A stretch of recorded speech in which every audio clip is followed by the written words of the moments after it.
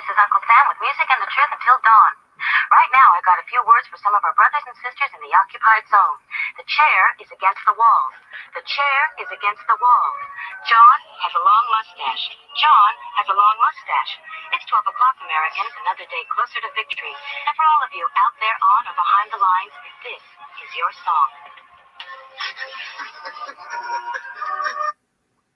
And welcome everybody to another two-way media workshop. Trying to do Saturday and weekday efforts to open a room for Second Amendment media to join and chat, collaborate, share skill sets, and whatnot. Of course, anybody that wants to join us live can do so. And I attempted to do this a little earlier and had some technical issues with platforming and whatnot. So we're now trying this with Duck and got some links out. We'll see if those links worked or not. And I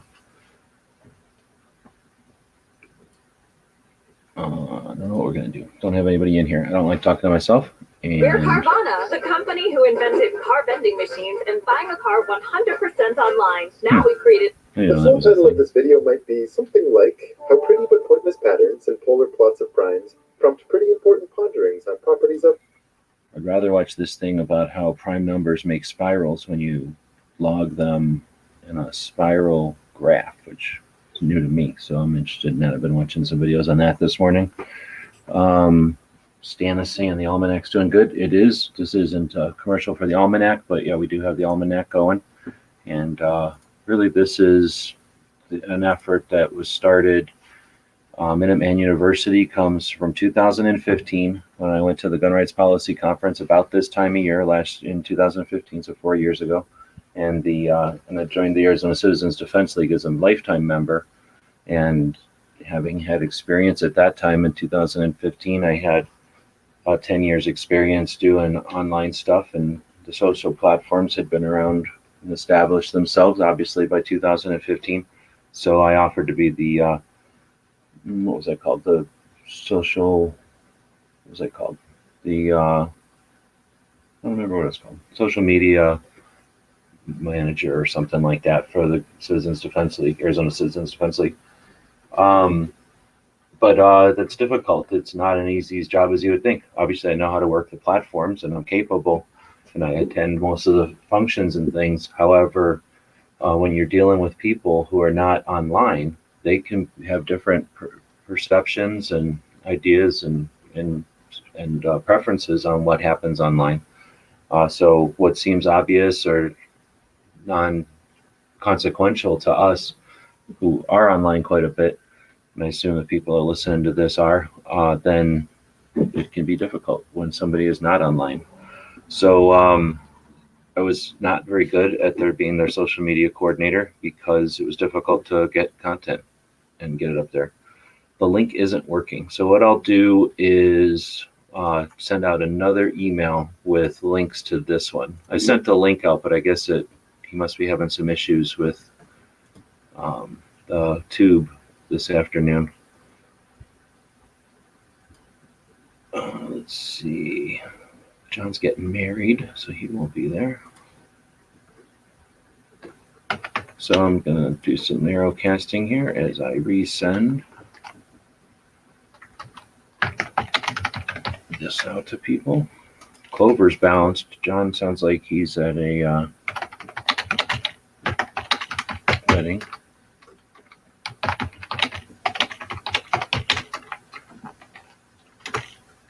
Of course, we've got I've got mosquitoes, so I'm killing mosquitoes as we talk here. We've got the rally coming up, but this isn't a commercial for the rally either. We'll chat about whatever, but really it's the goal here came from 2015 when I was social media coordinator for Arizona Citizens Defense League, and it was a difficult task, to say the least, not because of the technical challenges, because of the human PR, whatever you want to call, like dealing with other human beings challenge. And I failed miserably at that gig. And one of the, what is this? Been disconnected. Oh, that's the tube. One of the problems there, one of the annoyances was that Well, it's not even letting me. One of the annoyances with that is I have ability to do stuff online and stuff. It's just that I'm not a counselor, and I'm certainly not a therapist or some sort of, not there it is. I'm not able to understand everybody's issues or concerns, and that's something that isn't a tech issue. So that's something that's we can chat about. But anyway, the gig was going fine at first, like everything does, right? When you first started, it was fine. We had a couple of meetings, and Arizona Citizens Defense League, like many nonprofit organizations, has to deal with certain things like nonprofits are tasked or they're able to do only certain things. So in other words, if you're there for training, you can't be there. If you're there for education or training, you can't be there cannot also lobby, from what I understand. So if you're a lobbyist and you want to do something, like you're an organization that lobbies and you want to do something else in a different role, that's another organization. That's why we see so many organizations with multiple hats. If they want to accomplish more than one thing towards their area of interest or whatever, then I think sometimes they need to have multiple. This is really tough, actually. Oh, he's out of town also. Trying to remember how many emails came bounced back as I wrote the first one. So I'm talking and typing at the same time here. Geez, so we got Ghost and Patriot and Gizzard. Jared a link. Simon, Tony's out there. I got you in here. Who else is out there? Let's see who else is out there. Might want a link.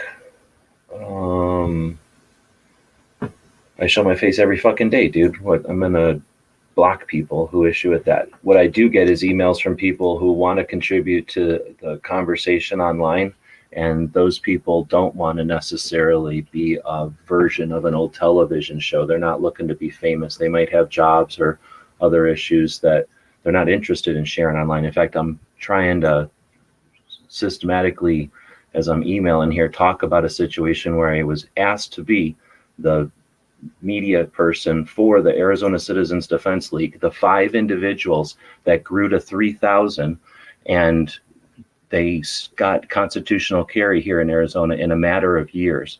Constitutional carry in Arizona, which was used as an example for other states that got constitutional carry. So those 5 individuals whose shoulders I stand on today, I live in the presence of the freedom that they saw in acted with intent to create and accomplished. What they did was difficult to accomplish in real life and would have been easier to accomplish online. Dealing with those guys was difficult because they have issues going online. So if you want everything to be like it was on television, we'll be doomed to live the past.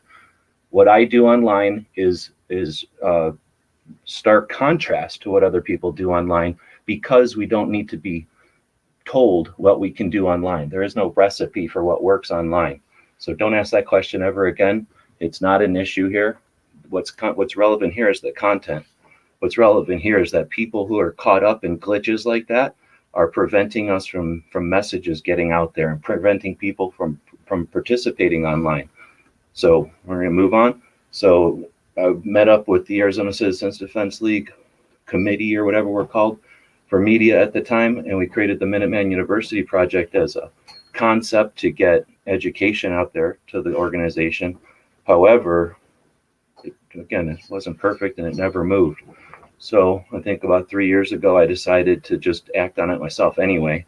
So I liked the idea of educating Second Amendment advocates, and I didn't need to wait until the Arizona Citizens Defense League figured out how to work online so that I could get their permission. I just went ahead and did it. They never bought the name. They never did anything except say it was a great idea. So I took it and kept it. And I invented it. So I kept it, and I created a place online to store 2 things, to archive 2 things: resources and skills. The resources are the knowledge, what we have in the almanac now, but whose shoulders we stand on. The skill sets are how we do the things we do, and that's what this show is a direct result of. So this show is a media workshop to talk about skill sets, to talk about tools, to talk about techniques and software, to talk about working with other people. It's a big thing. And then to have it consistently. after going to AmCon for the first time in Dallas, and then the second time in Chicago, and now for the third time in Phoenix. It's obvious that the Second Amendment media, the people that do the stuff, that communicate what we're talking about and archive what's been happening by others, we're not perfect, and we're not focused, and we're not coordinated, and we shouldn't strive for that necessarily. However, those are all situations we got to deal with, and they're all solvable. They can all be solvable with intent and with sharing our skill sets, because we all possess these individually or together as a group. We have them all. So this is an effort to consistently have a place where people can meet. So now I'm done talking, because that's not my goal. And we got Ghost jumping in from Arkansas. Thanks for joining. Sorry for the bad link. I was trying to use the tube, but I guess something's happening. So we switched over to the duck, and then we got Tony jumping in from New Jersey. It looks like you're on the road again. Are you ever not on the road, Tony? You're constantly moving. Yeah, you'd think I wouldn't be this big. No, I appreciate all you're doing, man. I can't even imagine. And I imagine being in Jersey, there's always stuff happening too. Yeah, we have a very small but fanatic group of pro-gun people here that are always doing something and have something going on. This, because of what's happening on the 2nd, I have to be careful with the days I take off. But today, there was actually a shoot at one of the ranges, because I'm trying to get people to participate and get out and use their firearms. So there's a link to it. You know what I mean? Like they use it, so they'll want to fight for that right. And it's just a fun competition up at Cherry Ridge Range. But I couldn't get there today because I have more, I feel, important things to do, like be in DC on November 2nd, like host my diversity shoot on the 17th and things like that. But yeah, I'm just coming from work now. Nothing really cool about that except it's work. Well, it's cool that you're able to do everything you're doing on top of the 9 to 5. So Ghost, where are you at? I'm still at work, so yeah. Here we go.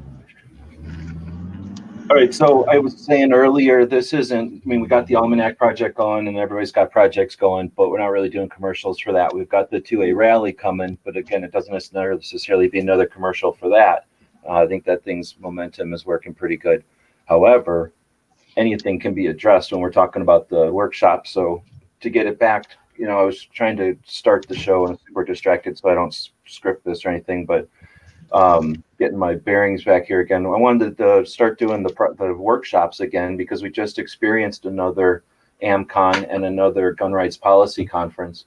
And I personally, I'm going to give everybody all the support. I'm glad that the gun rights policy conference is in its 34th year. Its 35th year will be in Orlando, Florida next year. So people that had trouble getting out this side of the country hopefully can get to another part of the country that's easier for them and enjoy a trip to Orlando and use the restaurants and other things there when they're there. But and I'm glad that the AmCon exists and that it's in its 4th year and that it's kind of growing. However, I'm ultra frustrated. I've been frustrated since the first year with AmCon because we're not using all the resources available to us. I think we should be as efficient and as effective as possible, not just for ourselves, but for the people that support us as individual content creators, but also for our community and our descendants. The stuff we work for is for our grandkids, right? It's not for us. It's so that we set an example. The only thing we get out of this is an acknowledgement in the future that we didn't drop the damn ball. But not suggesting this is the worst we've ever seen it, or that people aren't doing enough by any means. But with those goals in mind, that I think we're working on a bigger thing here with Second Amendment issues, individual freedom and rights and everything, that it's more than just a casual let's meet once a year and talk about this stuff. I live this stuff, so I'd much rather see a monthly get together. And since that was difficult to accomplish, because who can, if we did it on the 2nd, like every second matters, who can know that they're going to be available on every second? And if they, even if they're, who knows how busy somebody is or what obligations they've got. So instead of just doing it once a month, so that's one target, I figured last year I would attempt to do this, 100 times a year, twice a week. I didn't reach that goal, but I attempted to. So I have no idea how many shows I actually did, because I don't care. I'm not putting feathers in my cap every time I do one. but I'm going to do them as consistently as possible. And I don't want them to become commercials for whatever the event of the day. I want us to get stronger. Ghost brings skill sets to the table that are freaking amazing. He's at work right now doing his job. He's got his family life. That's his business, but it takes time. And then he's also able to do what he's interested in online and be good at it and improve and encourage others and share. So bravo to you. Thank you for being in here, Tony. I mean, I'm probably going to get accused of being a fanboy at some point, but I bring your freaking example up all the fucking time. Is it unique that you guys, or is it a coincidence that you're both Marines? Not at all. That's just what we do. I'm not even kidding. I'm not a Marine, but I respect what you guys had to be trained, because, I mean, Marines do good shit when they get out, seems like. You guys, I don't know. Is there something? Let's go to that. Is there something that you guys get taught that you're just not going to stand for bullshit when you get out? Or are you like that when you go into it? Like, all bullshit aside, I mean, you know, I think Tony will sit there and say the same thing. We were instilled from day one of the Marine Corps that we're a small clan of brothers, that no one's going to do it for you. So you learn to, and they become cliches and punchlines after a while, but adapt and overcome is something that's truthful.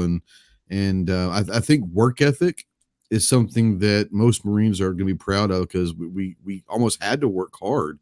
So I would say, just in general, work ethic and being able to adapt on the spot is something that's just something that's kind of bred into us. I don't know if Tony agrees with that or not. Yeah. Okay. Look, we bust chops between inner service stuff, but I'm leaving that out of it. I think you go into the Marine Corps for the most part knowing, I mean, just knowing it's more difficult than the other services to get in. That's why I went in, honestly. Yeah, absolutely. Yeah, me too. I mean, so you know that from the start, and then the minute you get off the bus into the yellow footsteps, they start pounding that ethos into you, that the Marine Corps is special, that you have to adapt and overcome because we never get the best. Actually, it starts before that. It starts when you walk in the door as a poolee. So I think that part is there, and it's up to you whether to use it or not.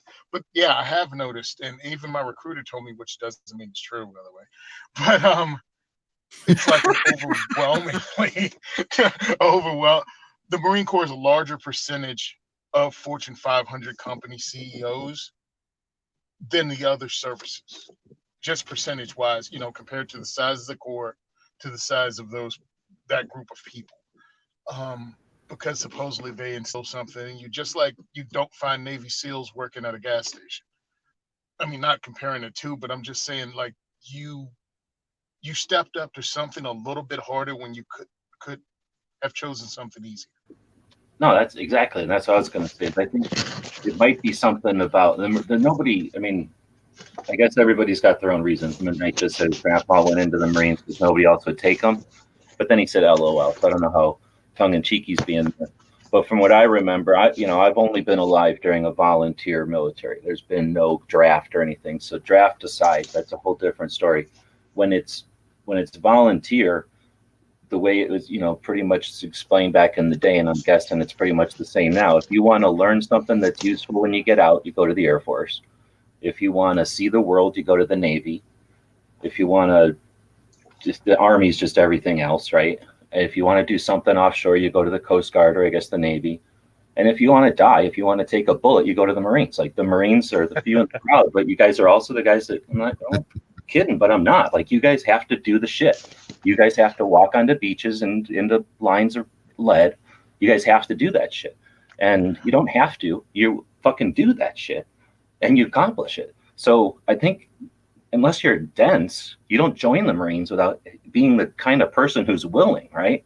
And I can't imagine coming through that. That doesn't matter if you're in war or not. When you're willing, when you've signed your life over, and I have some experience signing my life away, right? Sure. But with a different obligation, different set of circumstances in front of me, it's easy to say, yeah, I'll give you my life, no problem, when I know I'm going to some shit-ass easy job, right? When you say, yeah, here's my life, and you don't know, and you're certainly not guaranteed that you're ever going to see anything ever again.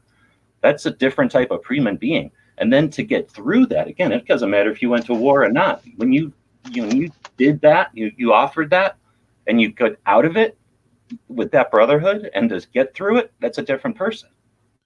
Well, it's funny. Go ahead, Tony. Go ahead. No, go Oh, ahead, my Tony. MOS, my job in the Marine Corps is computer programmer. My mom would not sign me up for anything that didn't have a future. You know what I mean? She would not. I was 17 when I signed up. So I'm like, okay, cool. I'll be a computer programmer. Of course, I wanted to be G.I. Joe. I wanted to storm beachheads. I wanted to do that whole thing. But I did what my mom said. Plus, I'd already taken computer courses in high school, all through high school. So it was easy fit. Then you find out about your alternative MOS, which was helicopter door gunner. So yeah, no matter what you do in the Marine Corps, it has a combat alternative. Yeah. And I think also when you were talking about earlier, you know, we all jab the other armed forces, and I think that we have that rite of passage within our community. But if you ever wanted to see something funny, find someone who never served, make fun of anybody, and you'll see four services from 4 different branches come together pretty quickly. But as far as the Marine Corps goes, like I can't speak for G for the Army does like you can. I think we all do things well. Each branch does certain things extremely well. But I think for the Marine Corps, reason why maybe it's a little different with us is there are 2 things that I think we take very seriously. One is the motto Semper Fidelis, and for most of us, always faithful means something truly something special to us all. But I don't, and Tony remember this. I mean, how many times were we told, look to your left and look to your right? I mean, I was told it's every day. Look to your left, look to your right. You need to put your life in their hands and trust their life, trust your lives in their hands, and they've got to trust their lives in yours. And when you get that ingrained in your head every day that you're responsible for not just yourself, but you're responsible for your brother, that doesn't get forgotten. So I think there's something about that too, you know. And it's funny. All right. I know we're rah-rah, and yes, everybody doesn't sign on to that. I mean, there's a small percentage of a-holes no matter where you go. Let's throw that out there. But the brotherhood, acknowledge that for sure. Yeah, the brotherhood thing goes back generationally. My quick story is I'd moved to New Jersey and started in my parents' company, locksmith. I'm working. Old guy comes in with a Scarlet Marine Corps hat on, just says USMC. My man is old. This is 93. That's old school right there. Yeah. This is 93, right? This is 1993. Old dude comes in, USMC Scarlet hat. And I said, Semper Fi, sir. He was like, you in the Corps? I said, yes, sir. I just got out last year. If you don't mind, what years were you in, sir? 1936 to 1946. Damn. Holy cow. I'm like, wow. Where were you stationed, sir? He said, I was a China Marine until the war broke out, and then they sent me down to the Philippines, and you know how that ended. So he was one of the dudes that actually was fighting in the Philippines. Wow. That's crazy. So anyway, we ended up talking, and it was like, here's an old white dude born and raised in Jersey of that World War II generation. Here's a black kid from Virginia. At the time, I was like 23. And the brotherhood is still there. I mean, the generations, totally different. He was in the Corps. I was in the Corps. Yeah. Done. That's all that needs to be said. It wasn't a black guy and a white guy. It was 2 Marines talking. Yeah, there's something just cool. Like I said, I can't speak for any other branch, but I have had people from other services come up and say, man, I wish we were like you guys. Now, it's not like we talk to each other, like the guys in my unit, not like we talk to each other all the time, but we have a little group on Facebook. We talk, and if we ever do talk, it's like it was yesterday. It's been 21 years since I got out. 21 years. So, but we still talk all the time, and I mean, we say happy birthday to everybody, and we have a little group and all that, but there's something different about the Corps, and as far as that's my experience. I can't tell you what the experience in the Air Force or Army or Navy is, but yeah, it's something cool. I mean, and it's funny because I don't know if Tony, if you've ever had this, but people always say I can always tell Marine versus other branches, and I don't know what's because we walk differently. I don't know. I don't have no idea. But people also probably because of the totally inappropriate conversation and sick sense of humor. That might be part of it. Humor, complete arrogance, and a go F yourself attitude. Probably. I mean, but Yeah, that's what and we and were. That's what we were. and no fear of getting into someone's personal space because, well, there is Didn't none. care one bit. Still don't, to a certain extent. So let's take that. And not, again, we're giving you guys extra credit because Marines do hard shit. But there's validity to that. And like Tony said, you don't see a SEAL pumping gas often. I mean, that definitely happens. It's not like, winning status in one time of your life assures that you have status the rest of your life, or assures that you're going to be in the same place the rest of your life or something. But for the most part, people that are, what is it, alpha personalities or whatever the term would be, like that even would join up for a job that's difficult, are probably going to remain that way unless something happens to them. They're going to continue with that, whatever their course is, if it's military life or if it's capitalism, right? So I think we often see military people, but it's always also often officers that are like starting companies and businesses, or at least the big successful ones. It seems like there's usually an officer behind it. And I think that's OJT too, because there's so much of the military paperwork, and everyone ever talks about it, but 99% of everything in military is paperwork all the damn time. So people to get used to the what's the word, like bureaucracy or whatever, like there's just the systems that can. And if you gain rank as an officer, I'm assuming that means you understand how to play the game. How systems and bureaucracy and all that shit works. So I could see that. But I think there's something else besides just military service. There's entrepreneurial traits or habits that come when we're younger, right? That come from either doing something on our own because we had to, or being a part of something because probably the company wasn't big enough and you had to be, or maybe because you're in the family or something, so you have a behind the scenes and you get some. But isn't there something about being entrepreneurial that applies to content creation? I don't think the only people that create content are people that are curious about starting a business or self-starting or working on their own or something like that. But I don't know. I just figured I'd take it off from just a Marine fan session to. I think entrepreneurship is, and people that know me know that I don't watch a lot of gun stuff on YouTube outside of the people that are my friends. I'll support them, but I watch a lot of entrepreneurial, a lot of business, a lot of tech stuff, and just trying to keep up with that stuff. But I think entrepreneurship in its essence is confidence.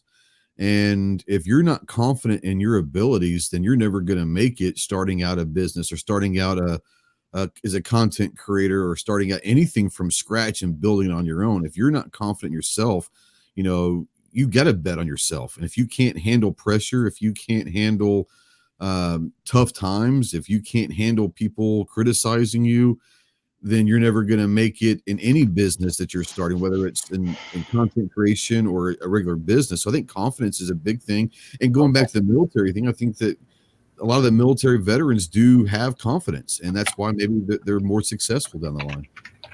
I want to just quickly flip that around before I'm going to cut off Tony real quick, because what that makes me think is that's sort of, if you flip that, right, Ghost, you're saying if you're considering getting into business, but you don't have those traits, maybe content creation is a good way to kind of get callous, get a little bit of experience.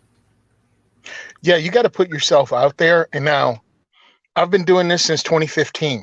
It didn't come out as a plan to, at all. All I wanted to do was spread knowledge. I wanted to help. I wanted to expose something. So that's why there is no business right now that I do anything, or the t-shirt sales, the patches, all of that stuff happened as part of this growing organically. But I definitely didn't get into this to make money. I just wanted to spread knowledge. But then you find out that things you do cost money. And it's like, well, how much overtime or tax money am I going to dedicate to this? Because it gets more expensive when you show up to more events, when you take more days off.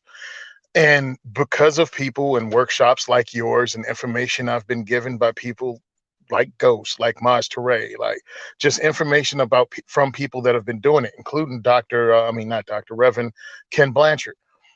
It's like, okay, you have to get a revenue stream somehow going. And that's where Patreon and GoFundMe and all that came from. And it's not because I want to be filthy rich. It's just I want to keep doing this without out-of-pocket expense. So that's how my, I guess, business, you called it. Maybe I should have said business like, because yeah, you're taking it to like the actual nuts and bolts of money and dollar signs and that. But I think even if when you started out, right, like you're saying, from what I understand, you were moved to New Jersey. You weren't satisfied with the way that the firearms laws were there and the amount of people that were unaware. So you started to start some orientation and some familiarization type of sessions so that people could understand firearms. And then that grew. So as that grows, I think I should have said business like, because even a completely, what would you call it, like grassroots, like just an individual effort, at some point, if you go, hey, this was a great thing I did once, I'd like to do it again, but I'm going to need 3 times this amount of stuff, and I'll need 4 of these things, like bullets that don't reappear, or maybe next time I'll bring a second gun. And even if you just start to think about your resources, and if you go, okay, I can buy a gun in 6 months, so that means in 6 months I could do one of these with 2 guns. So as soon as you start to plan things out and create a schedule and agenda, I guess that's what I meant, like the business aspect of it, where just someone who's like, oh, I've got a camera and I've got a YouTube account, and today I'm talking about this, and tomorrow I'm talking about that, and then I'm talking about this, and there's no real plan to it. That's, I would call amateur, like just having fun doing your thing. It's your hobby. As soon as you turn into like, you know what, I think I'd like it to be this, and to get there I need to do XYZ. I consider that like the business like aspect of a content creation. And again, I know that saying business like turns it into dollar signs, but I guess I'm not. I mean, that's obviously one of the skill sets, and I'm definitely one that I think as capitalists we need to start including that in our, as we go from hobby to more serious hobby right from the beginning, because it's not something we have to be afraid of. And I don't think it's doing justice for our audiences and the people that we reach when we say to them, hey, you're used to being entertained, so I'm going to infotain you. So I'm going to try to educate you, but I'm going to act like I'm entertaining you so that your tender, like, or whatever feelings or whatever points of view on how things can get funded aren't, bruised. But I think as people with cameras, like any time in history, we either can acknowledge that we have an ability to influence, or we just exploit the concept that we can influence. But I think if we take it with intent and we know, hey, we can influence, then adding funding to our projects is useful. But anyway, I'm trying to get away from that necessarily and just kind of talk about, I don't know, I don't even know if this is a necessary topic. If we want to take it somewhere else, feel free. People are out there watching. It says there's 19 people watching, so feel free to take the conversation anywhere. But the idea of like going from just plain old hobby to maybe a more serious hobby, organized hobby, taking it into an actual project. We talk about expanding the base. How do we get people from, hey, take it more seriously? You don't have to go nuts and start doing an organized thing that costs money, but how do we go from hobby to something else? I think part of it is also a push by those that are out there, that are listening, that are following, that are engaging and being a part early on, right? It's those early adopters. I mean, they come in and they come on board, they see value in what you're doing, they get it, right? Otherwise they wouldn't be there early on. They're the ones that you identify with the most. And so I think that it's a big thing when you can get those people behind you that motivate you and push you and kind of help you by identifying certain trends. They can help you navigate the waters, and, well, maybe I need to shift my focus a little bit. Maybe I'm too YouTube centric here. I need to shift over to this platform a little bit, or maybe I'm a little too video centric. I need to shift more to the podcasting realm that makes things, maybe this platform or this type of medium is a little more difficult to get content out as quick as somebody wants, or, as quick as the people are expecting, or that kind of thing. And I think that the audience plays a huge role in it as well, with not only with helping you with direction, but keeping you motivated.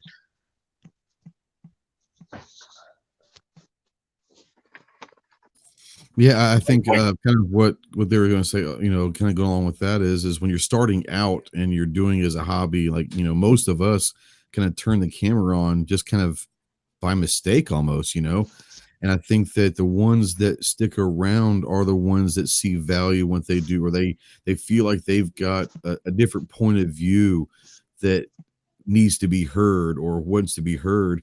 But a lot of it just comes down to, whether they enjoy it or not.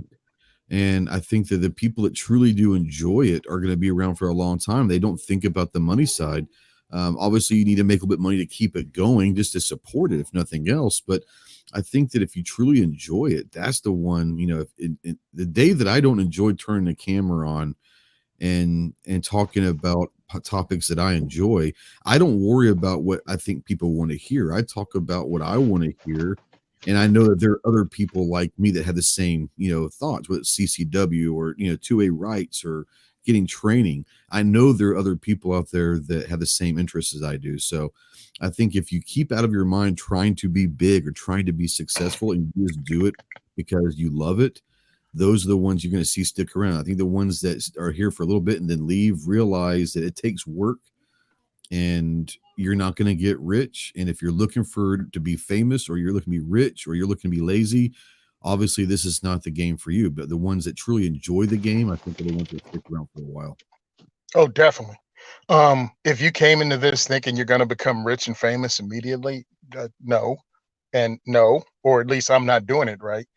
The whole purpose of me going in, the whole purpose of me going into it was actually to just give people another point of view or help them express another point of view. And if you're seeing my social media, I just changed up in the last couple of months and start posting stuff from Twitter. I'd write it on Twitter and then I post it on my other social media. That just grew from, again, friends, Maj Toure from Black Guns Matter. He was doing it. I decided to try it because what I'm trying to do is just give people another perspective or another talking point. That's why I post what I post. I did the show just to introduce the 2A4E podcast, to use it as an introductory way to just, if you've never shot a gun before, we try to keep it simple enough to get you into it, to get you some knowledge on different firearms, different gear, firearms culture. And if you're already in it, maybe reinforce something you already know, or you learn something new. It had nothing to do with, hey, if I do this, I'll get X number of followers, because believe me, I think I have about 200 followers on YouTube. It's not about that, man. It's about getting the information out, and hopefully, and I'm seeing people appreciate it, and I think it's great. Now, you'd probably, if you only used YouTube, if YouTube was your core conduit to the world, then you'd probably have more viewers over there. Whenever you diversify, you're going to move, you're going to, the people are going to spread out between the platforms for sure. And not everybody's going to follow you to every platform. So you're not going to be insured to have all those numbers on every platform. But when you use a platform a lot, I think just the nature of it, more people are going to discover you. The platform's going to include you, and they're recommended things more often.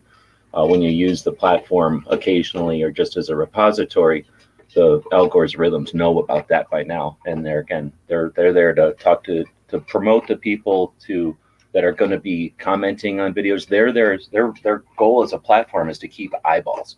So if you create a video that doesn't get doesn't go viral, let's say, but it gets a lot of comments, so it does get looked at often, then what happens is they've got more real estate to put ads on, even if they're not giving you credit with the ads. If they got more real estate, they're happier with you. Now, if they're not paying you, they might be even doubly happy because they get eyes and they don't have to pay you. So if that works for you and you don't care about the funding side of it, taking advantage of situations like that on a platform can be beneficial. But, like Ghost, I think, said, you got to put a lot of time and effort into that. You have to be there on the platform monitoring it, or have it on your phone as an app, and then take time out of your life every once in a while to monitor it, which is what a lot of people do. Seems like, they're just sitting in front of their computers all day. No, they just have the app on their phone, and instead of going out and smoking a cigarette, or instead of taking a kale break, they chat on their Instagram, or they, comment or reply to comments on their YouTube. But that's more of a, if you got friends at work and or you get breaks, that's everybody's lifestyle type of thing. That's not a recipe or anything, I guess I'm saying. Yeah, I've got no recipe for anything except consistency, and you're gonna have to do what's true to you, man. You can't fake the funk, whatever it is. You just can't, because people see right through it for the most part. That's right. Yeah, I mean, I get people ask me all the time, like, hey, how'd you get started? What'd you want to do? And I said, honestly, I got started because I was training for an IDPA match, literally at the range. And a guy at the range said, hey, I've always wanted to do that. You should do a YouTube video. I didn't even really watch YouTube back then. And I was like, oh no. I mean, but that's how, but it's one of those things where you start doing stuff that you're passionate about. You talk about things that you're passionate about. You talk about things that you may have a little knowledge or insight on. And that's what it is. But like Tony says, if you're doing it for the wrong reasons, you're gonna be found out pretty quickly. You can tell who the ones that just want to be rich and famous.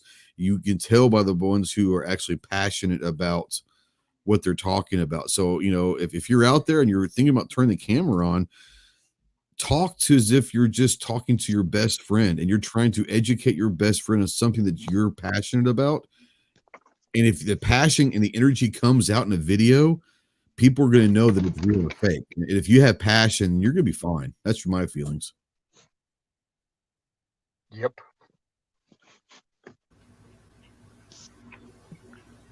Topics? Got anybody brought anything today?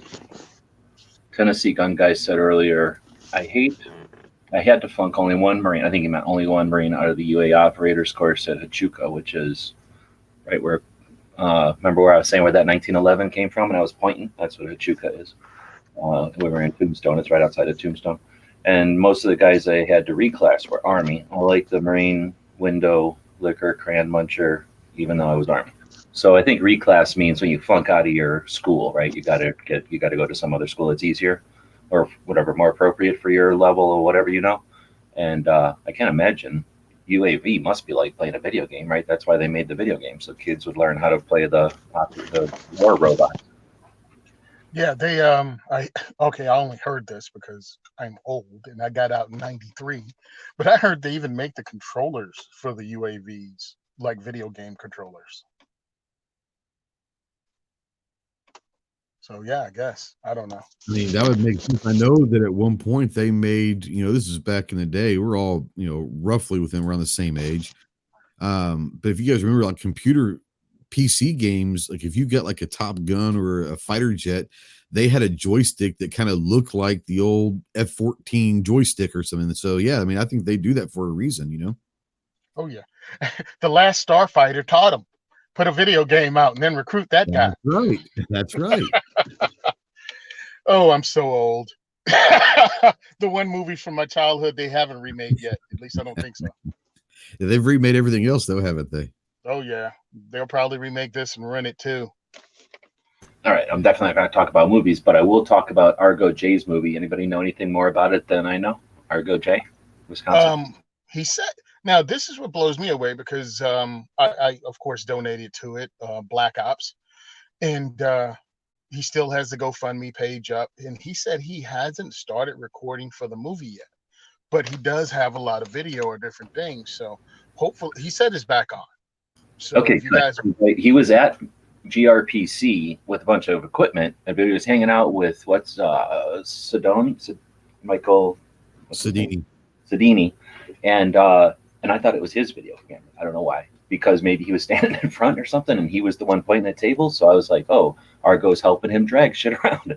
But it was Argo's movie, I think, because later on he said something in Instagram or something that he was filming. So yeah, I'm looking forward to more info on that. I've got to invite out to him so we can do some kind of chat or something about it when he's down, when he's got some time, or when it's ready for the project. I guess I don't know where he's at on the project. Yeah, I don't either. But part of the project thing is if you donate, you get a producer credit. I just thought it would be cool. I mean, I think his project is important because it gets people to put their eyeballs on something new from a new direction. And if you want to support it, please do. Argo J, and it's called Black Ops on GoFundMe. But really, it's grassroots. It's one of us, one of our people that are already creative, that already had a successful YouTube channel, just using the camera and other people's words, man, to spread the message to a Apothesize? Is that it? Anyway, to get word out. Yeah, I think that's the right word. Yeah. You're saying it's on GoFundMe, so I did not know that. I'm looking now. Oh, there it is.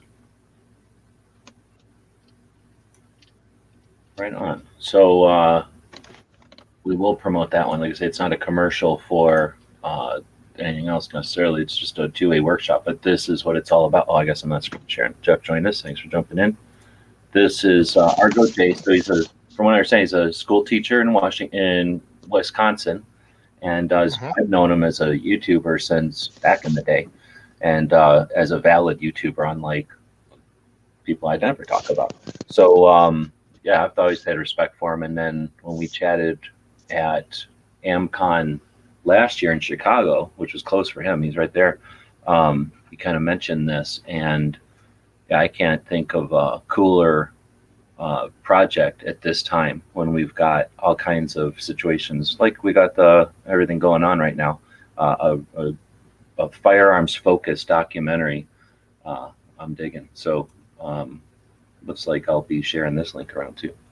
Now, is it firearms focused, or is it firearms FPS focused?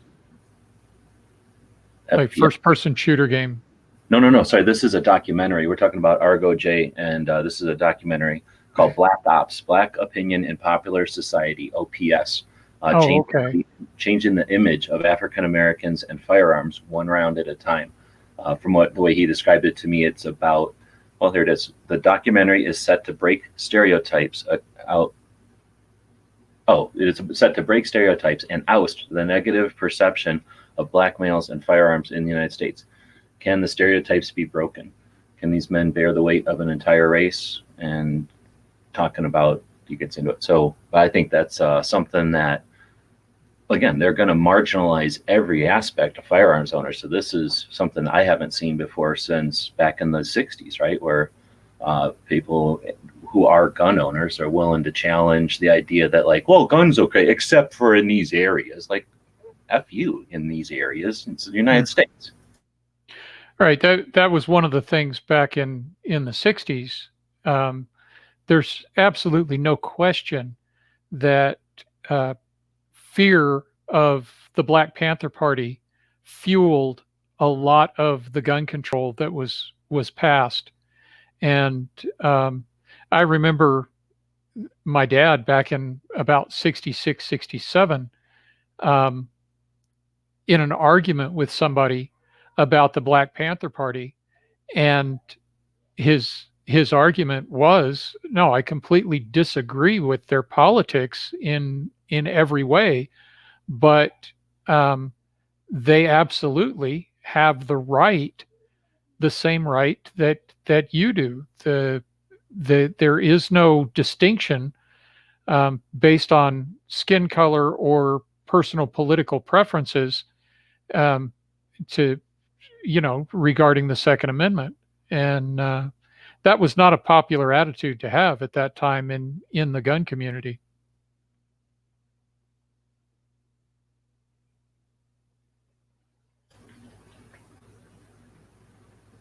All right, well, we got silence there. What happened here? Oh, Tony got kicked, so Duck makes me shuffle people around. Sorry about that. Tony's running away from me. That's what it is. Tony doesn't want to talk to me. No, this is the Duck, and it's only holds 6, and then you go into this like back room, and we got to flip people back and forth. So it's my fault for not producing good. Hey, what's up, Jeff? How's it going, man? Good, Tony. Good. What do you think about that? I think that this is that this concept is really interesting. We as the gun community, whatever, how you want to label it, we've done a pretty crap job until just recent years of being open. And I really appreciate your sentiment, Tony. The 2A is for everyone. Absolutely, positively. Okay, don't.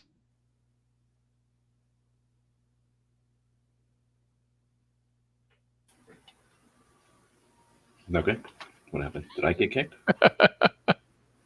No, you're still here, G, but I think that Tony got got bumped again somehow. His picture's still there, but I thought I heard him starting to say something, and then he disappeared.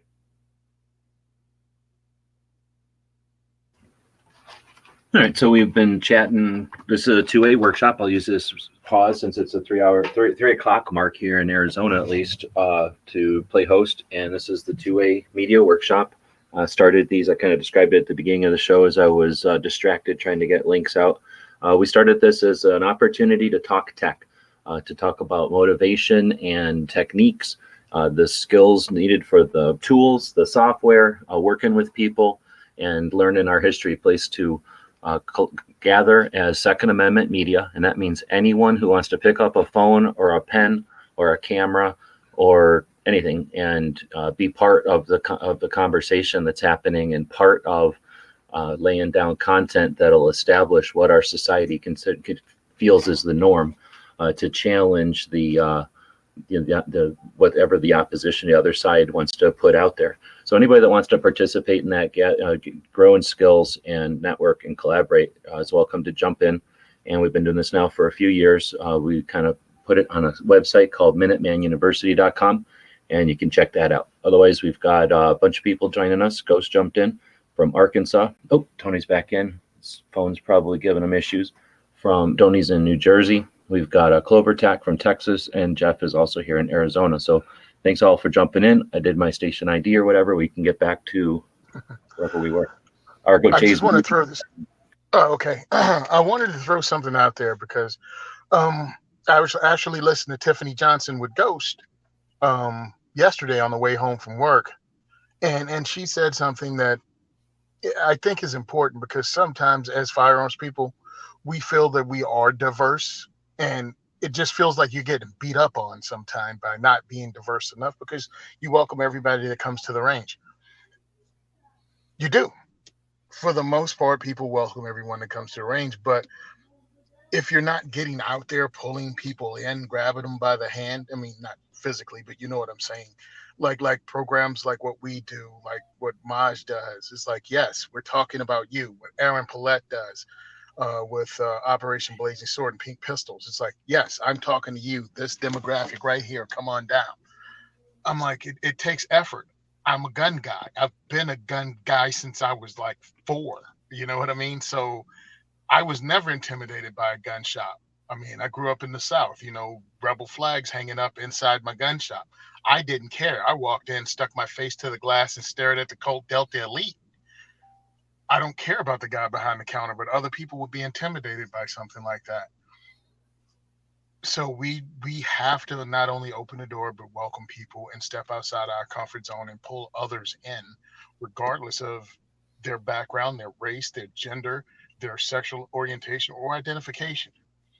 If we're going to win this, because we have to, we're going to have to step out and just welcome people in from every background by being more open than just going, hey, just show up at a range. No, you're going to have to do more than that. Everybody doesn't have to. If that's not your thing, don't worry about it. But if you really want to help, if you really want to step it up, if you really want to be a part of 2A advocacy, you're going to have to step it up. Well, and one of the things too is the it's awkward. It's awkward for me to say we need more African Americans shooting. We need more Hispanics shooting. We need more outreach into the LGBTQ community, because it's me saying, hey, sounds like, hey, we need more token, we need more, whatever, and that's absolutely not what we want to present or where we want to go. But at the same time, it's like, I firmly believe that the 2A is for everyone, and I want to let everyone know that. And it's complicated, the whole, all of the stuff just gets bumbled up and jumbled up, and it gets complicated. So I don't know. Go ahead. I just wanted to interrupt because I like to do that, but because came to me, and if I'm just learning from these live chats, if you don't kind of sometimes interrupt, it's rude, but if you don't interrupt, then you lose your point and you go on to like 3 other points, and then it doesn't make as much effect. But what Jeff's struggling with, I think, is one of the reasons I am so passionate about firearms and not fill in the blank with something else that someone else might feel is super important. Because firearms, when we accomplish the goals of dealing with these challenges that we have, like Jeff has just tried to explain right there, and I think very well, because it's a difficult thing to talk about. When we accomplish these things, we will be able to take that, the skill set that we use to accomplish that, to other realms, and we can get together on medical issues, and we can get together on other rights issues, right? This is a important core value that when we can figure out how to work together better, because I think we work together fairly well right now. We aren't, if we were a problem, people would know it, right? We're not a problem. What we've got is people that own the means of communication. They own most of the established channels of distribution of content. So they create this narrative which marginalizes us. But if it was true what they said, we would be horrible, savage people, and we'd never talk to Tony or anybody who's not like any of us. Tony would never talk to us. Clover would never talk to anybody that's not a leprechaun, right? Everybody would be diverse, but we're not like that. So I think that once we do understand that, once we manage to express to the rest of the world how unified we actually are based on our core dedication to that value that the Second Amendment illustrates, we win as United States, right? We are able to then use that. The Second Amendment advocates example can be used in other realms of society to unite, correct? Exactly. Because I get asked this a lot, because there are a lot of decent people out there when I speak at the SafeCon convention here in Jersey, and people often ask me, hey, Tony, how do I, as a middle-aged or old white guy or whatever, that doesn't know anyone in the minority community, how do I help? How do I be a part of this? There's a bunch of ways that you can be a part of it, including volunteering at range days or my volunteers at my diversity shoots. Just be there. Be there, show up. You can also financially contribute or donate ammo or anything, but be a part of it and be in the room. If you can be in the room, you don't have to say, hey, we need to get more Black people down. No, you're there and you're helping, and they see you and they can talk to you. And all of a sudden, you're not that standoffish person at the gun store or at the range, just another person that I'm leery of because the media told me that all gun owners are racist, middle-aged white men that look like you. Meanwhile, you're at a diversity shoot, or you're at a Black Guns Matter event, or you're at Kevin Dixie's Aiming for the Truth event. It's just get out there and be part of it. You actually have to take part in Second Amendment advocacy. You need to go to an armed equity, I think that equality event, or Pink Pistol. Just go there, man, and just be the person that you really are, which is somebody who wants to grow the community. That's how you get in on it. You don't have to walk up to random Black people and go, hey, want to go to the gun range? No, just be a part of some of these events. Show up. Well, I think also, and I can't speak from personal experience, but I would have to imagine, Tony, that just leading an example of, if you're going to the range, post some Instagram pictures, whatever, of you at the range, just exposing the fact that you're going to the range might help other people that might not have gone to the range before. Just say, oh, if he's going, then I can go. Maybe I can go with him, and maybe he can introduce me to more gun people. I mean, I think being out there and setting the example of trying to do that is just as important as doing it. Just be willing to serve as an example. It opens up doors, just taking a picture of you at the range. Hey, right. Putting some rounds out of and yeah, I mean, if you feel comfortable with it, if you won't get fired from your job or worry about social media, take a picture of yourself. People want to see you. You can take the picture of your firearm, your shooting, or your target or whatever, but put you in it, because that makes you human. That makes somebody that can connect with, again, if you choose to and if you can, without it causing you problems in the rest of your life.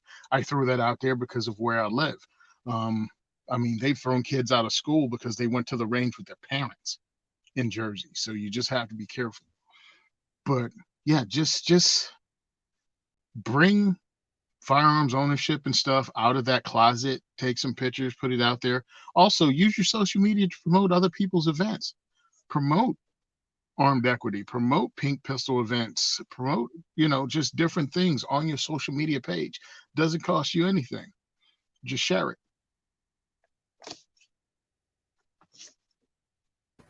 I'm asking the audience. One of the reasons I do this live is because I'm comfortable going live, and I figure it's inspirational, maybe motivational, but I might be wrong. So I might be doing some of these as non-live events because I don't remember who mentioned it to me, but there's people out there that don't go live all the damn time and might not be joining these conversations because of the live part of it.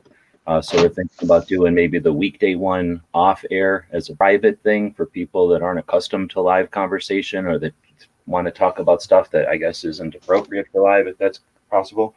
And then do these Saturday ones as a live conversation like this to follow up on, like if we talked about, I don't know, some kind of skill set like phones or video processing or how to do podcasts or something on a weekday show, then maybe follow up on it on the Saturday or continue the conversation or something, or do the private or the public side of it. So I'm curious on feedback. There's 21 people watching now. If anybody watches this in the future, perhaps some of the people, I send links to about 42 people who I know are active in 2A media each week. If some of them are not, apprehensive, if they are apprehensive about going live or not joining for some other reason. I finally got an email back from Polite Society podcast. He drives a truck. It was my bad for giving him things at last notice, because I almost always drop these links like 10 minutes before the show goes live, if that. Often I drop them as the show goes live. So Polite Society finally told me that he's a driver, and to give him at least 24 hours notice for these things. So I'm learning, and with feedback is how I learn. So give us some feedback here, but I'll throw it out to the group. Is there any topics or anything that after gun rights policy, after AmCon, after just all the promotion people have been doing for the rally, is there any skill sets that you all have questions about or that you want to point out? Clover's having connection issues, so we'll watch for him to jump back in. Doesn't he have his good internet now? It must be his phone. Yeah, but I think he's on mobile. I think he's on his phone, and I'm on mobile as well. And mobile with StreamYard is tricky and shady at best. Yeah, it's that technology that if a cloud covers your satellite dish kind of thing, you lose reception. I had to close everything on my phone, so I can't even talk to you guys on YouTube anymore if you're asking questions or having a conversation. A lot of the work I do is through my phone. And I think that's one of the important things, the convenience of this. That's what makes this possible. That's what gives a lot of us voices, because I don't have to travel with a laptop and hook up with an internet connection. I can do it over my phone and 3G or 4G or whatever network I have. You know what I mean? Like, it can still be done. I can still post stuff. I can still link up with 2A people and just get a message out. And I think that's awesome. I think we need to use more and more of that to connect, and also to promote others and other things. Yeah, that's kind of what I was going to go with. And I was going to go with the rally itself, kind of going with your question is, the interesting thing is a lot of people will say the rally is not going to work because it's such short notice and this, that, and the other. But as of a couple of days ago, they already had over 3,000 people say they were going to go in such a short amount of time.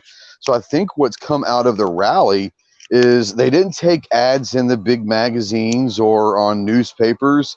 It truly was a grassroots of everybody sharing and everybody promoting it as much as they can. And in a short couple of weeks, we're talking at least 3,000 that have actually, on paper committed. I can't even tell how many people are going to go that haven't gone to the website to register.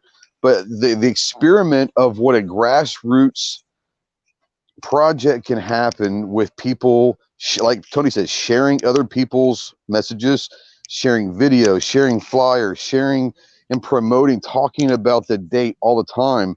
It is nice to know that when there is not a large organization or a big entity that is running a rally, it is a grassroots started by a few people in a back room and say, hey, let's do this. Now we got other people to share it.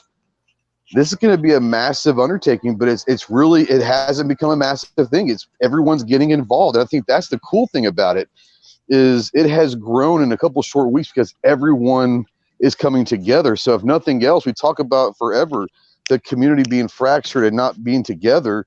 Maybe this is the right step in the right direction of the community coming together, is helping everybody out for a common cause. Oh, absolutely. Absolutely. And I want to echo what Tony said a minute ago.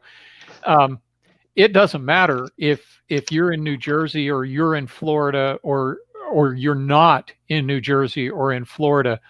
When you see that Tony's having a 2A for everyone event, post it on your personal page, post it on your group page that this is going on. Maybe you've got contacts there, but more important, it is demonstrating your support. When the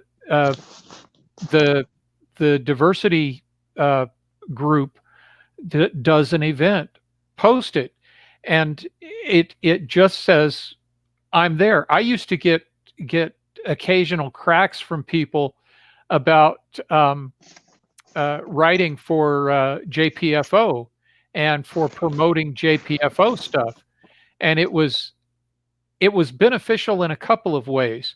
I frequently would have someone ask me if I was Jewish, and that gave me an opportunity to talk about the importance of JPFO, and that no, you don't have to be Jewish to be a member of Jews for the Preservation of Firearms Ownership.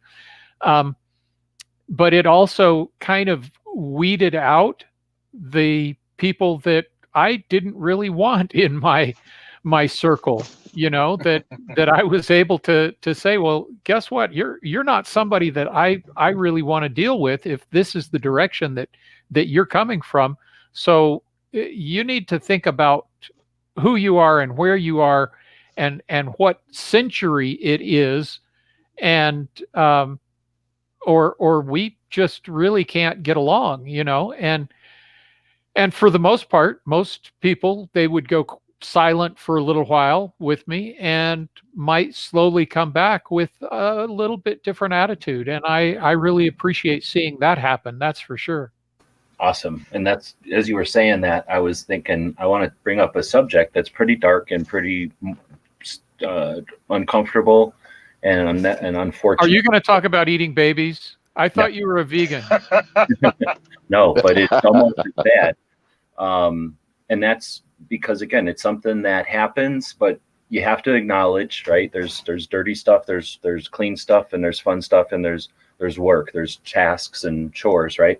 So the concept of how friendly fire might kill the Second Amendment, right? How people who claim to be proponents, but because they have an issue with working with, acknowledging others, being willing to, well, I guess acknowledge is a word, others' efforts, maybe.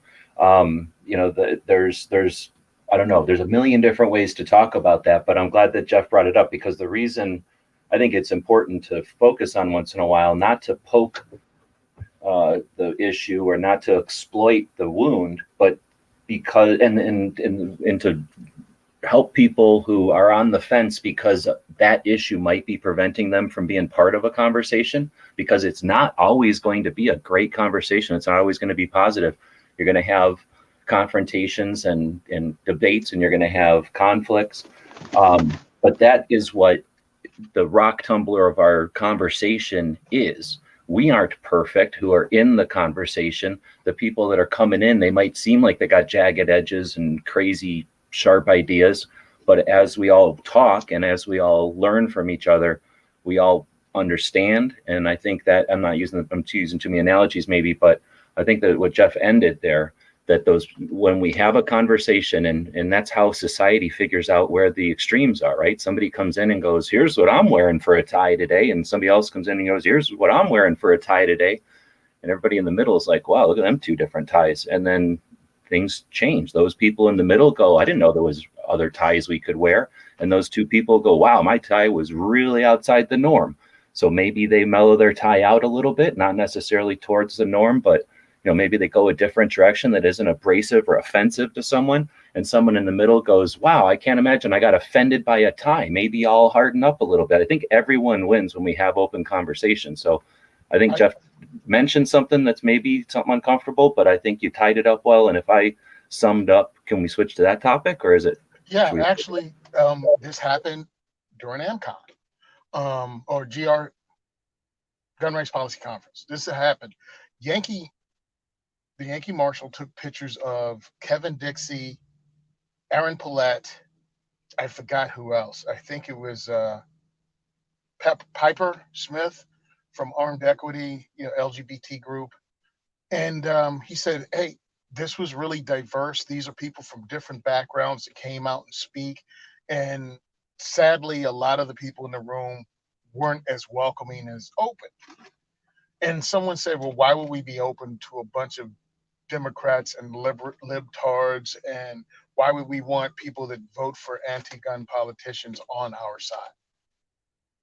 And I was like, okay, either I can attack this person or use this person as a reason to talk about a way to approach this conversation. And I'm like, do you think Aaron Paulette, Kevin Dixie, all these people started on their own, out of their own pocket and out of their own time, Second Amendment advocacy groups, and then travel around the country on their own dime to go into rooms full of people that they know they don't have, more than likely, politics in common with, to advocate others like them joining these people and promoting their civil right and asking these people in the room to welcome others? Do you think these people who do these things are actually going to vote for Beto? Like, are they going to actually promote that dude who's just said, hell yes, we're going to take your AR-15s and AK-47s? I was like, what do you really think? Do you think that's the kind of people they are? And of course, he never answered back, but I just wanted to get it out there. I'm like, no, Second Amendment advocates usually are about the Second Amendment. And Aaron even said it in her speech, I'm a one-issue voter or a one-issue advocate. I'm like, no. And it used to be once upon a time that we won with bipartisan coalitions of Republicans and Democrats, and that's changed. And it's that the Democrat Party decided that they didn't want people who supported the Second Amendment anymore. The Democrat leadership didn't want people who supported the Second Amendment up in leadership. And what that really comes around to, and this is the reason that we're seeing gun control as a much more prominent role in the Democrat Party. You can talk about, the mass shootings and whatever. The fact of the matter is that firearm-related violent crime is down dramatically over the last 2-3 decades. It just has continued to go down. Had a little bit of a turn back up in 15-16, and is back down again in 18, but still way below where it was, way below, like at half the levels that it was in the early 90s. So it's not a change in what's going on in the world. It's not a change in actually even public perception. Where the big change really happened was big money moving in to support gun control, and the Democrats embracing them and wanting to get a piece of Mike Bloomberg and now the Giffords Group's big bucks. And that's the real dramatic change. I desperately want the Democrats and the Republicans to be fighting over which ones can be the most pro-rights and the most respectful of the Second Amendment. And we're not going to do that by flipping off every Democrat we see, or everyone who has a liberal bent in their politics. I disagree with a lot of people about a lot of their politics, but if we can agree on the Second Amendment, then we can move forward together from there.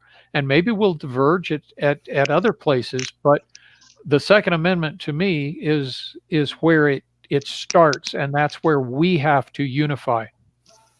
On the Yeah.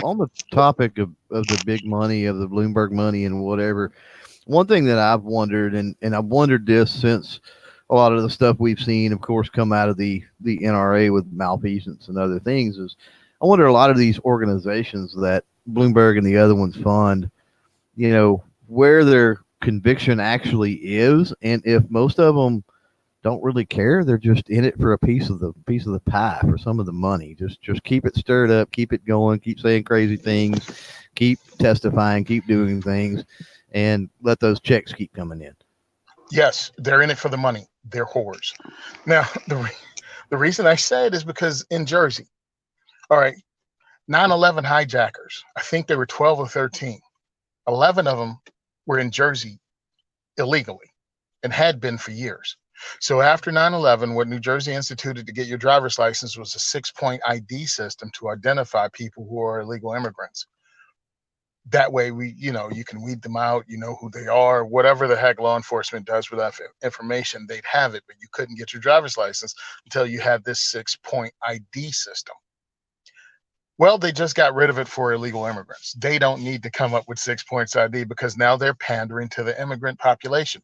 So a thing they put in place after a 2001 terrorist attack, they flipped 180 degrees and now saying that very thing is racist just to pander for votes. So yes, they will sell your rights away for cash and they will say whatever they need to, and they won't even have the conversation about, but you just flipped 180 degrees from your previous position. Well, I'm sorry, Tony, go ahead. No, I actually wanted to put that out as a post either tomorrow or Monday, and then I realized just because the illegal immigrant part, people going to try to make that into something it's not about. It's not about illegal immigration. It's about politicians doing something for safety and then immediately changing up if the political winds blow the opposite direction. Yeah, absolutely. I think you're spot on with that, Tony.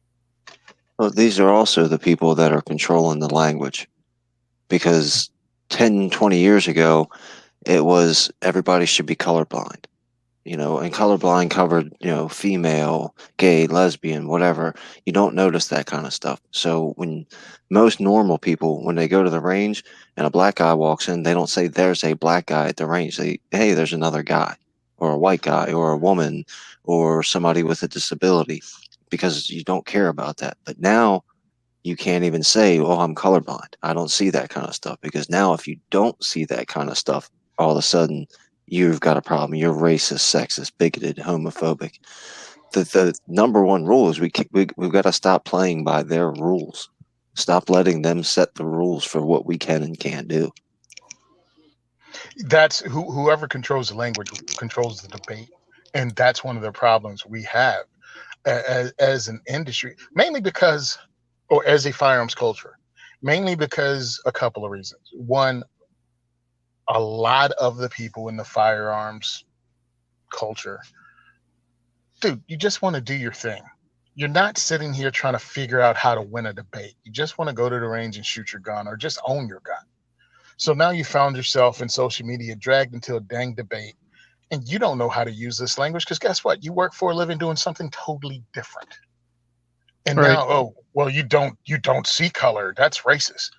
Well, I remember growing up, and one of the big best-selling books and even a saying was, I'm okay, you're okay. Now it's like, you're not okay if you don't agree with me and use these words. I mean, Right. It has really changed. And Well, I who the think heck can keep up with that? Well, I think also, the one thing that we as a culture fight on a day-to-day basis is and I don't want to bring up the word, but the word FUD. But the reason why I'm bringing that up is there is a vast majority of people outside the gun community and even within the gun community that still think of us as old white guys. And so the optic and the visual of Tony, Maj, KD, and then you got Aaron, you've got, Piper, all these different people that are these different social and ethical backgrounds. It's hard for the average person to understand that we're not the old crusty white guy. We are much more than that, but it's taken a long time and will continue to take even a longer time for it to be just commonplace. But the fact that there are people out there that sit there and say, like you, Tony, look, we are the gun culture, and some of us are Democrats, some of us are Republicans. You know, the gun community doesn't know political parties. There are many Democrats that are pro-gun. There are many Republicans that are anti-gun. But the fact that we can all, the ones that are here now, can get together and understand each other and welcome each other, because we know it's not about skin color, you know, how you classify yourself, what background, religion background you are. It's, are you pro-gun? Are you anti-gun? Are you pro-freedom? Are you anti-freedom? And that's the thing is, I think that that's one of the things that we're, as a community, are doing much better at, but we still got a long way to go, but we're much better than we are, I would say, 10 years ago. Are we not, Tony? Oh yeah. Look, social media has really helped because you can pretty much put it out there and say it in your own words. I mean, your words can be twisted, but at least you can say it. Another thing, you can share it. Just continually share other people's stuff on your page. It's content. You'll get blocked by some other people, but and what I say about content is, put Maj's thing up that he's doing a college tour in California. Put KD's thing up that he's doing speaking engagements in Arizona. I'm going to make it my thing to at least 3 times a week promote what someone else is doing in the firearms culture. I mean, I started doing that on the podcast 2 different ways. During the primaries, I started naming primary dates in states for the next 3 weeks. And then I started going to NRA ILA's page and just reading about when they were going to have workshops. So you could go there and learn how to be a grassroots Second Amendment advocate, even if you weren't an NRA member. I'm like, the information is there. Just share it. It doesn't cost you a dime. You just follow some of these people and you'll get their notifications and you can just put it up. It's growing it one at a time. We can't do something big. You know what I mean? We have to do everything as individuals, because there is no pro-gun Bloomberg. There is no pro-gun. Big things happen out of little things, yes. right? Grassroots, So, we grow that. I'm going to take a second to address the Bloomberg, since Tony kind of came back to it. As you guys were talking about Bloomberg before, I think this often doesn't get looked at from this perspective. So I did a quick look, and there's Bloomberg on Wikipedia. Now, this is something called opensecrets.org. Does anybody know, is this legit? Is this correct, or is this a... Yeah, no, Open Secrets is a good source. Okay, so I found this source, and it tells us, now this is an article from 18, so it's a year old, and this source, if it's a valid source, tells us that the red is our side. This is the spending over the few years. They say outside spending on federal elections, okay? So they say that in 16, there was a $20 million spent to oppose Hillary, and then around 11 million in support of Trump. So this 50 million, 20 of it is to resist Hillary, 11 of it is for Trump, and the other 20 that they don't mention is other things. The green one is, they suggest, the anti-gun side. Now they're suggesting that without that pump, the anti-gun side is $1 million higher. Now, I don't believe any of this. Back in 2014, if you remember, people that are paying attention, and painting all this stuff, Bloomberg came out with this $50 million, whatever. If this is a good source, where's that 50 million? It's either a pledge. It's either a pledge to do a little bit forever, or if somebody has some insight, but we continue to rant, because none of this matters. This is all bullshit. Because if you look at how much money Bloomberg has, he has $62 billion. 62 billion. You know how many 50 millions that is? Somebody do some math. That is a shit ton of $50 million. If this guy wanted anything, he can pay for it. He could buy every single marketing firm in this country for $62 billion. We need to understand that we aren't fighting Bloomberg. We're fighting whatever the hell is in his mind and is directing him, and he's able to influence. But we aren't going to fight him with dollars. We're not going to fight him with $30 going to anybody. We're not going to fight him with Tony's Patreon. We're going to fight him with individuals getting aware that we can't be bought. And that mentality is what's prevented his $62 billion from doing what he can do. I started this whole little bit of research when you said, what's his motivation? His motivation isn't for money, it's for conquest. His motivation is something more than money. He's the 6th richest person in this country, in the top 10 richest people in this country. I don't think he cares about money anymore. Money is an indication of his achievements. His achievements are beyond dollars. There's something warped, and they have to do with society. So if we're going to fight this guy, it's not going to be with dollars. It's not going to be with a subscription, anything. It's going to be with a resolve and an actual willingness to put action behind intent. And we have to realize that the garbage is the little stuff that we bicker about or that we complain about, is the aches and pains that we feel in our leg muscles as we march into the beach at Iwo Jima. There's other things bigger concern than the tiny things that we focus on. Every time we stop to focus on tiny insignificancies, we're not taking advantage of the time that we have to work together and to figure out how to overcome. So I'm not doing anything other than to say $62 billion. Who cares about his 50 million? Right. And this chart, that chart that you just showed, part of that is the way that they look at it, the way they describe it. And it's, it can be misleading. But I recall very specifically back in about, I'm thinking it was 2008 or so, when Bloomberg really started ramping up with his mayors against guns and started donating more. At some point in there, I'm thinking that he was listed with a net worth of about $25 billion, and a few years later, 5 years later, call it, they said that in the past 5 years, he had given away over $2 billion to philanthropic causes, between schools, some big program in Africa, all of his gun control stuff and whatever. But he had given away $2 billion, and his net worth was up from 25 billion to 50 billion, and now it's saying that he's worth 65 billion. This guy is spending money, giving away money, investing money in causes in the billions of dollars, and his net worth continues to rise. Yep.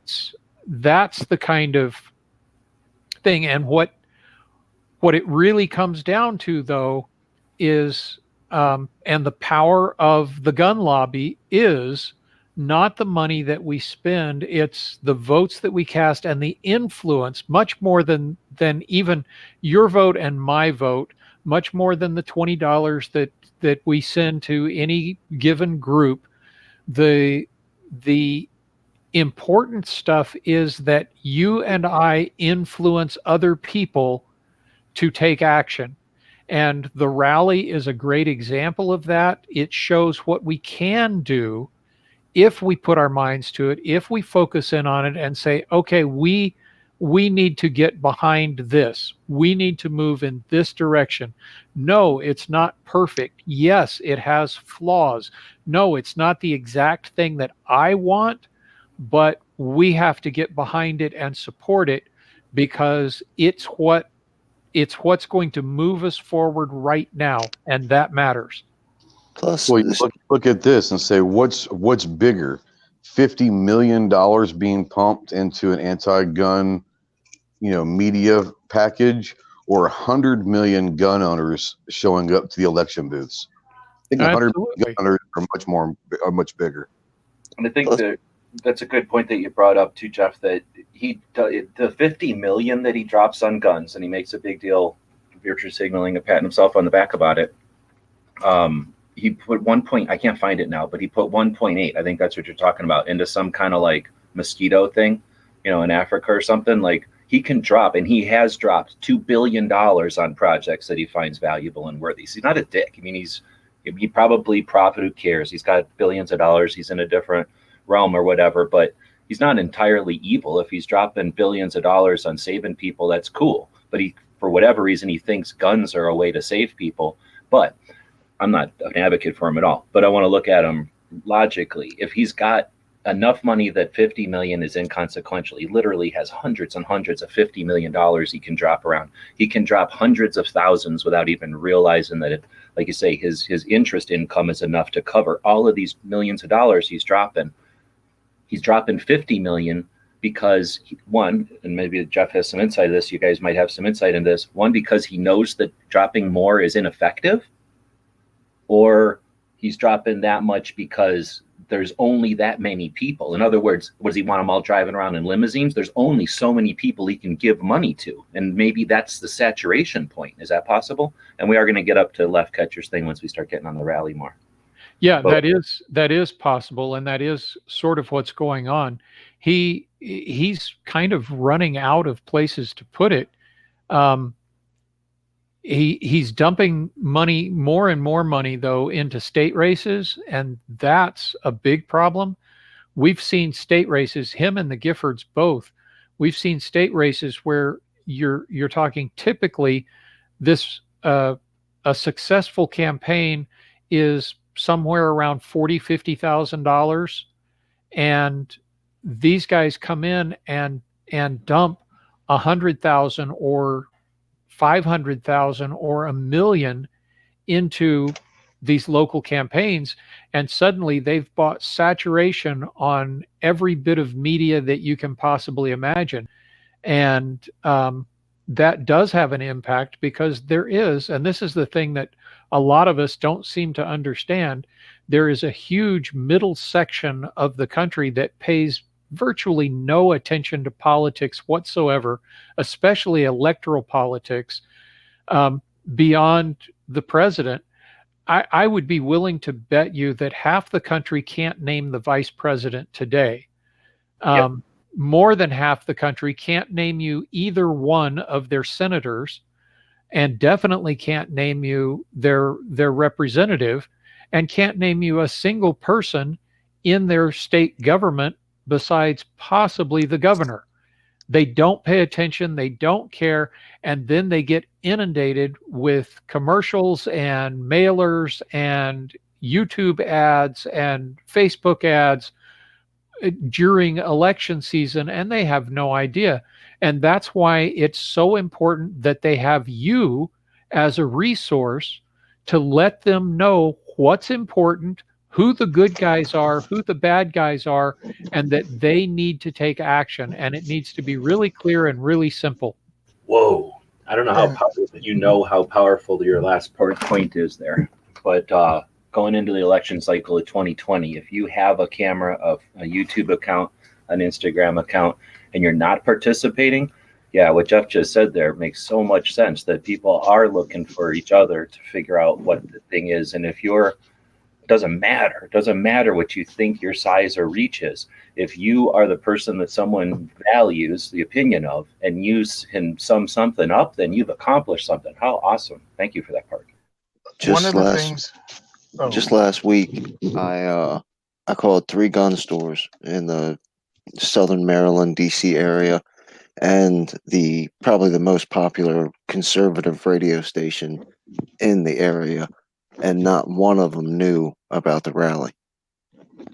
So yeah, and this is something that's really critical right now, Kingpin, is that we need everybody doing that, because we don't have $50 million or $5 million or $5,000 to throw at advertising for this thing.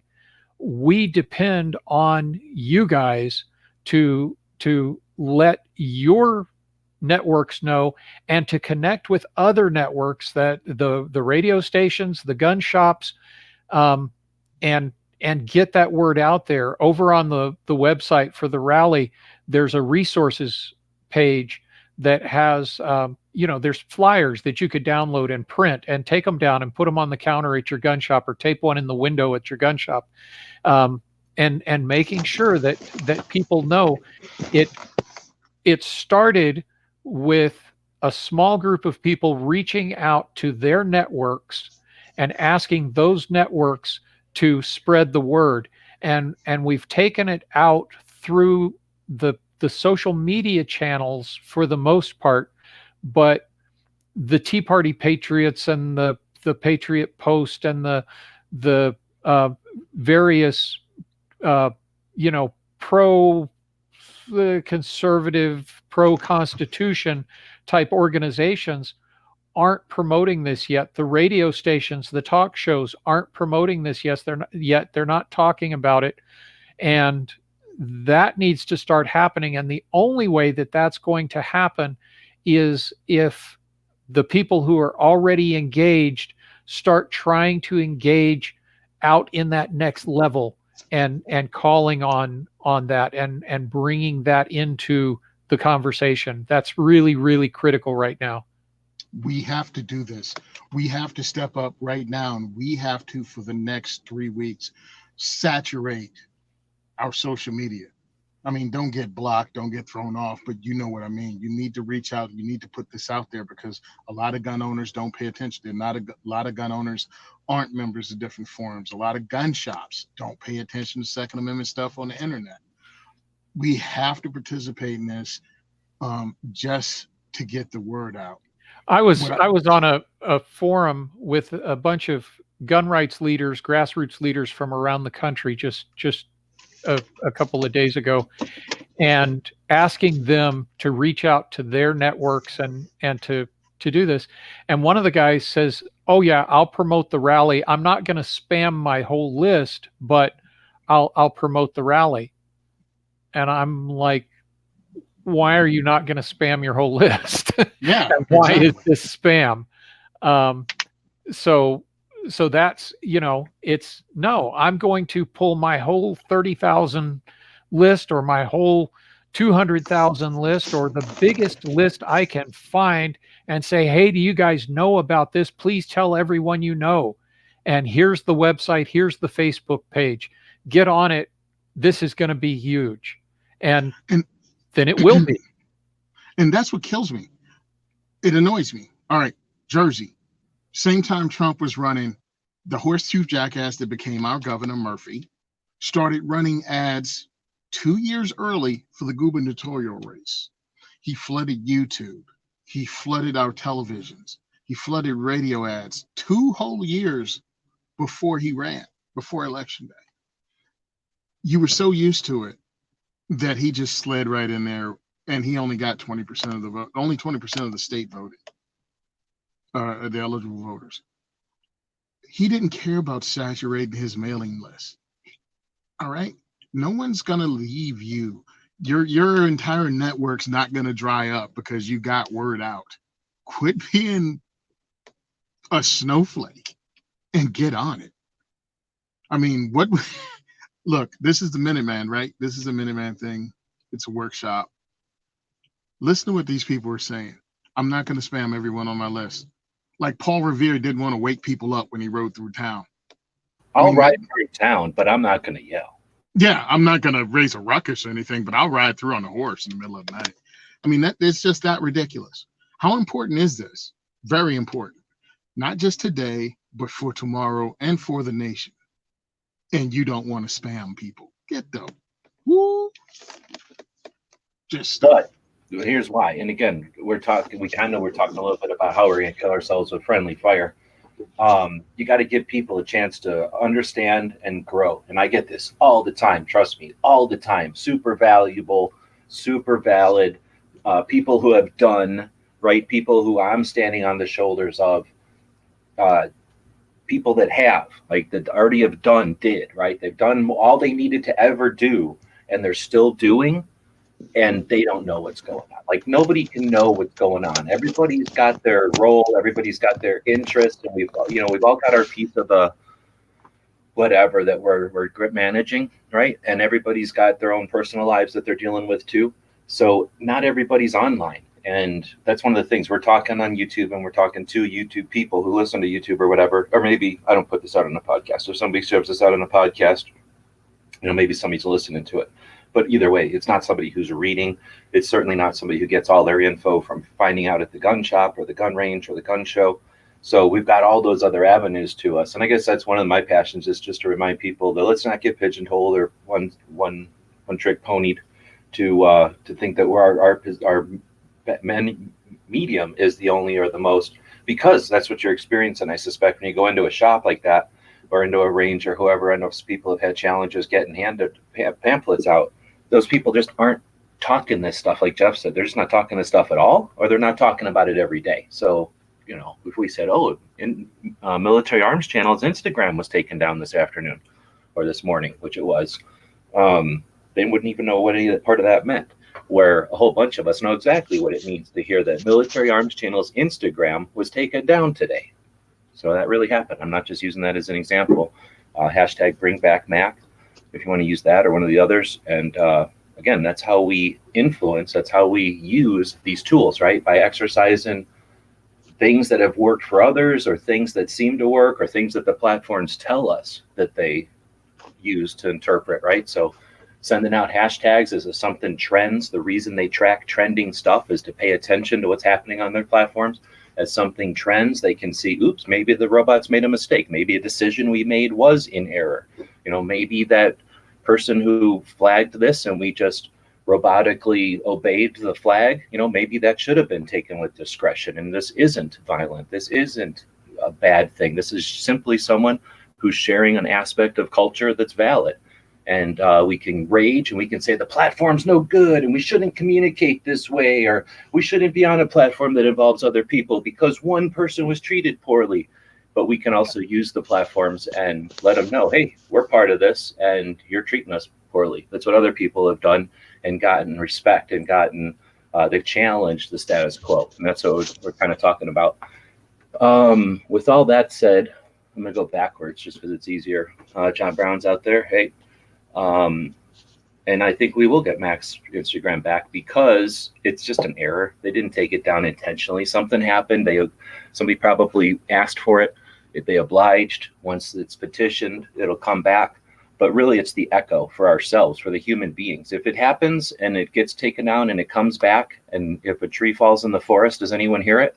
When something like that happens and we rally behind a valid person, not if we do it every time something happens, but if we do it when needed, then we make our presence known, right? That's what we're talking about with this rally as an example. If we had a rally in Washington, every time the slightest infringement, the rallies would be taken less seriously, correct? That would be the extreme.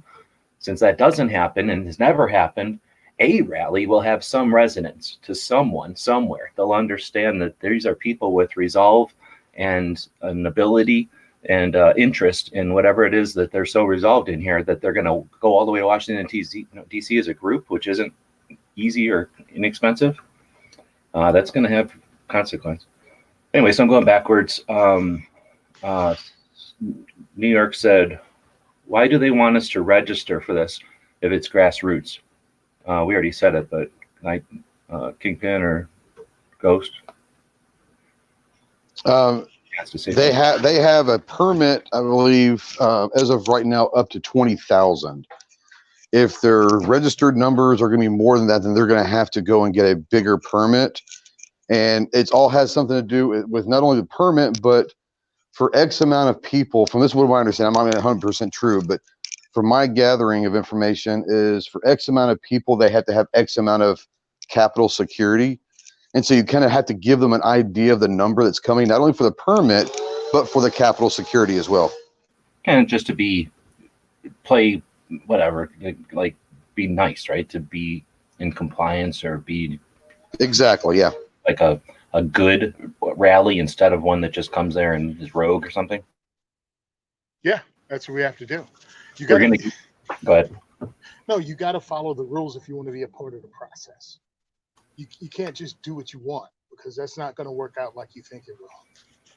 Well, we got one question from Brian. It says, does the Resource Center have press releases that we can pass to the local media outlets? They have a flyer, which we've learned is not a press release, and then they have some banners. So they have banners you could put on a website. They've got a flyer, which you could type out, and it would be most of a press release, but they do not have a press release per se, from what now we know is the definition of a press release after Thursday, or at least, more concisely what a press release is. They don't have that, but I suspect that might be so that, what do they call them? Like media sources don't get bombarded by thousands of people sending the exact same press release, right? So maybe they're, maybe they expect, if you have to make people do a little extra work, then fewer people will just, send the copy and send the same press release over and over. Because we know that that isn't effective either, that they'll ignore those kind of spammy press releases. All right, so then going back to one from a long time ago, and sort of what Tony was just talking about, and I cut him off because we were about to talk about this one. And this is one I've heard before from the people that are skeptical about this, because there's about 8 different ways you could be skeptical about, a two-way rally in Washington, D.C. on November 2nd, 2019, right? So Left is saying, what will be the optic of heading to the D.C. unarmed, DC rally unarmed, forced by law for two-way rally? I don't know what that means, but, in other words, complying with law. I don't want to monopolize, so who wants to take it? I think that, I live in the state of Maryland, and whenever I'm asked what did I do for Every Second Matters, since I can't carry it all, the first thing I say is I obeyed every Maryland gun law today. And that's the best representation you can have, is obeying the laws, even if they're stupid. Just like Tony said, and Ghost was just talking about the permits. There's rules that are set down that you have to play by, and breaking the rules to be a martyr isn't always necessary. Sometimes it's actually detrimental to what you're trying to do. Understand, during the civil rights movement, yes, Martin Luther King Jr. went to jail. Yes, Rosa Parks went to jail. Yes, many of the marchers went to jail, but there had to be people on the outside of the jail to bail them out. So yeah, you can be the martyr, but you better have a system in place to get you out of that trouble you just got yourself into. And I'm not saying give your guns away. I'm not saying, there comes a point where you do stand up, but what would be the win to have 3,000 or even 20,000 people show up in Washington, D.C., the nation's capital, on the Capitol lawn, armed? Like, what would that optic be? So yeah, sometimes you have to look at what there is to win and what there is to lose. Plus, people think that if 10,000 people showed up on the Capitol, what are they going to do about it? I'll tell you what they're going to do about it. Those 10,000 people are going to turn around, and there's going to be a line of police officers there waiting for you. It's not like they're just going to let you get away with that because you're in a large number. National Guard, probably, also. Well, hold on. No, they don't have to get you today. Well, yeah, all the cameras. Yeah. They will just get you at your house when you go home because you broke a federal law. Yeah, they're not just going to let you get away with it. Yeah, it's great that you can talk all this rah-rah on the internet until Thursday morning, a week later, someone's taking down your door. So yeah, just say, listen, don't get caught up in your own bullcrap. Well, I think a lot of it also is a lot of us are, preach all the time, and we try to make people understand that if we want to start changing minds, one of the ways to do it is to allow people to understand that we are normal, everyday people that are law-abiding citizens, that are regular people, that are responsible gun owners. So the optic of knowing that you cannot carry in Washington, D.C., and you show up with that AR strapped over your shoulder, you open carry, the Colt Python or a Desert Eagle, not only are you looking like a complete idiot, you're probably going to get in trouble, but most importantly, just showing them that we are not law-abiding citizens and we are not responsible gunners because we're bringing in firearms because we know we can't have them. So it looks bad in a lot of different levels. Yeah. So that's your optic, man. And this is as heated as I get, but sometimes when you're doing Second Amendment advocacy, you got a bunch of people sitting on the sidelines that say they're on your team, adding absolutely nothing to the conversation. They like, well, what if we do this? But meanwhile, it's like, you've never been to a march ever. So why don't you calm down with all your questions and just show up once? Like a lot of the guys that speak the loudest have never done anything. And I'm not saying this particular person that asked this question has, but I'm seeing it overwhelmingly in some of my feeds. The loudest people have not done anything, but they want you to stand up and break the law and get arrested.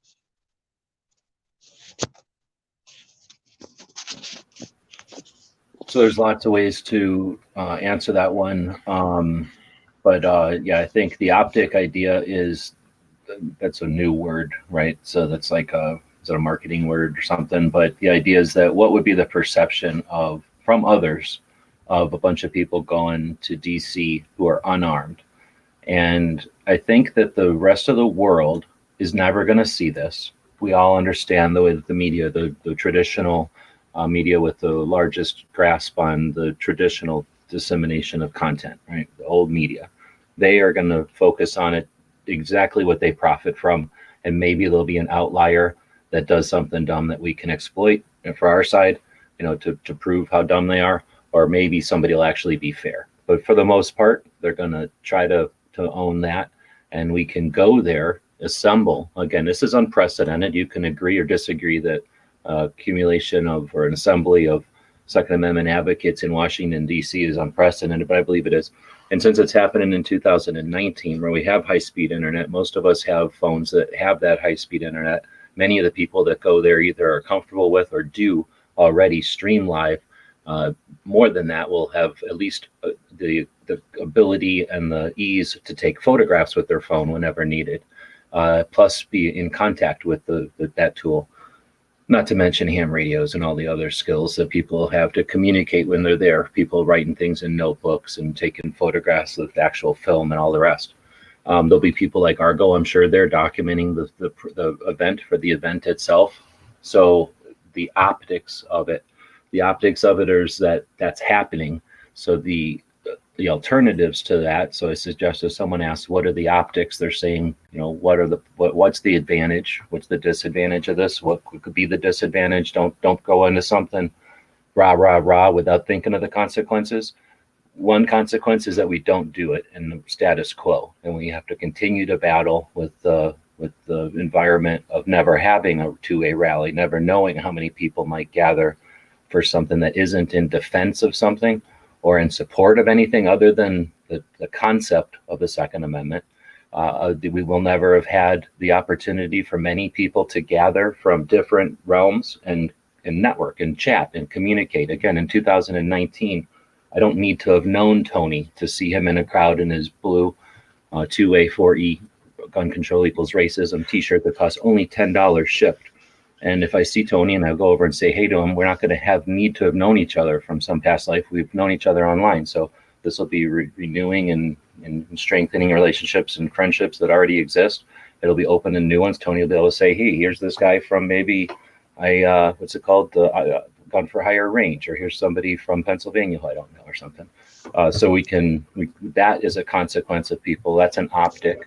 And a rally like these guys, I don't have to reiterate what these guys just said. The opposite of that would be an angry, police-infested conflict. What would the optics of that be? So if we want a rally where we all have PKMs, because that's what I want, you can carry whatever AR-15 you want. I'm going to have a 7.62 by 54-hour belt-fed full auto PKM next time I rally in DC. And if I want no NFA, and I want a world where we're not afraid of our neighbors, and the ownership of firearms is a symbol of that, and we own the Cold War relics, and we value them for what they were, the souvenirs of a war that we won, not through battle, but through brains.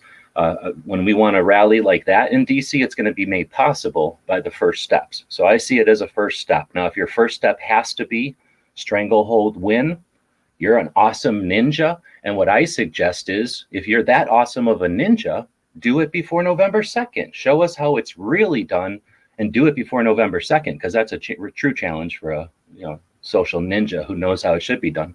But without being a dick and without challenging people to do things which they're never going to do, what's the alternative? Bringing guns or not doing it? So if you're going to suggest showing up without firearms is a bad thing, then what's the alternatives? Not showing up, prove to me how that's better, or showing up with firearms and having a conflict or any kind of negative press that would offer. Show me how that's an advantage for what we're trying to do.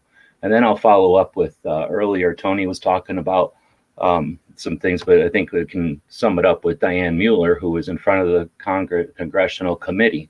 If she would have refused to go as a female police veteran of 23 years, someone who's a competitive shooter who has a valid use for a firearm in the eyes of non-firearms people, someone who's experienced and knowledgeable as a police officer, again, to non-firearms people, one of the best examples, one of the best representatives we can have for our position.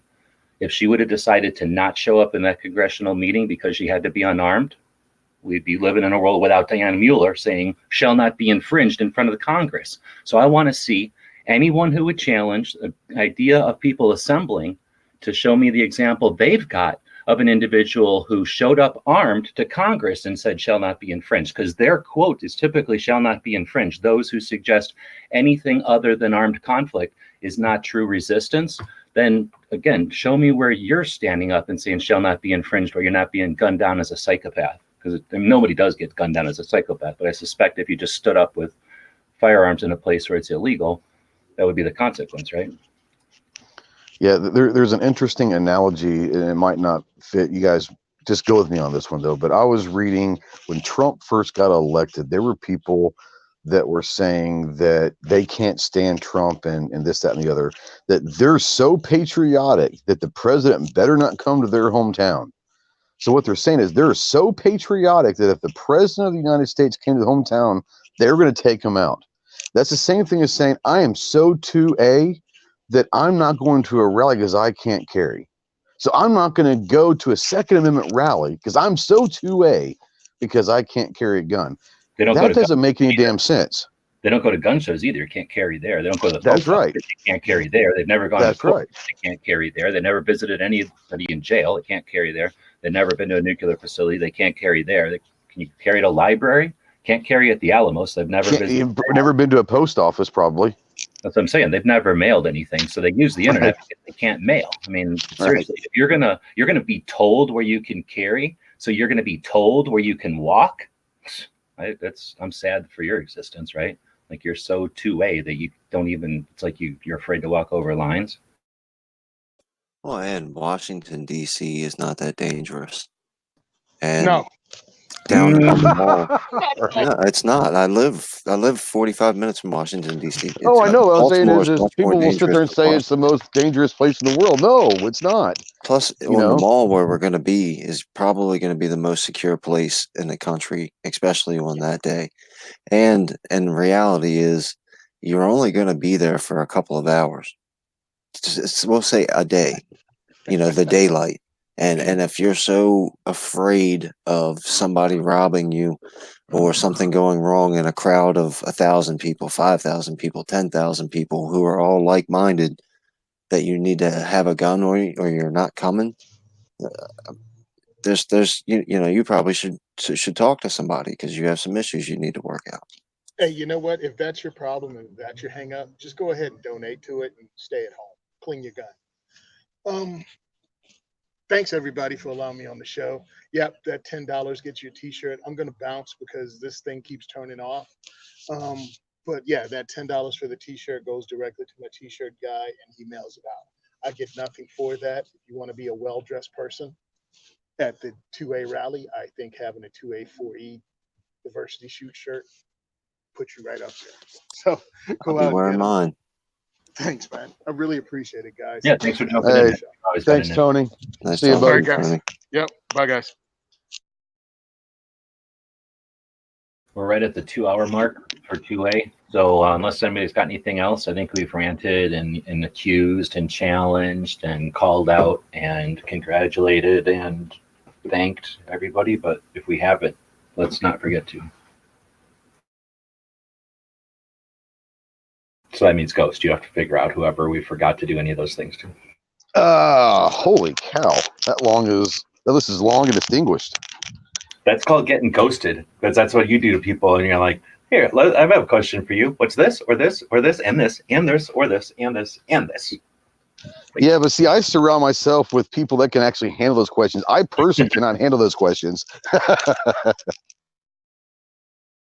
But anyway, its goal is to create a platform. Today was kind of messed up. I tried to do it on the one platform. We had to come over here to the Snooty Duck and be limited to 6 people. I've never had 6 people in a room, I don't think, so I didn't realize that it fills up the bar underneath of the duck and then goes to a second row. So I had Clover down there in the second row for a while. I didn't even realize, so I apologize to him.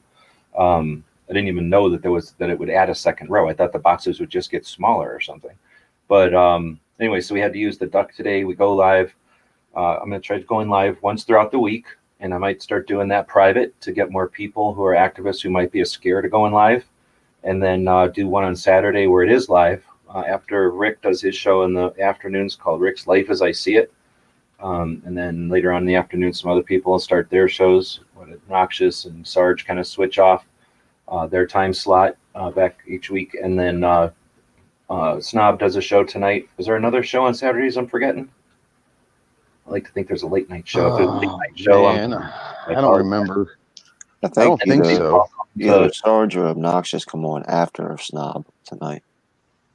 And anybody who's interested in doing any kind of live conversations, I think it was Jeff who's mentioned before, it doesn't matter the size of the reach. If you're only reaching 2 other people and those 2 people aren't paying attention to the things you're paying attention to, you might be a valid resource. You might be somebody who's getting information around. If you don't create content, you simply share it. Same thing literally applies. You never know who's watching you that ain't watching someone you assume they're watching.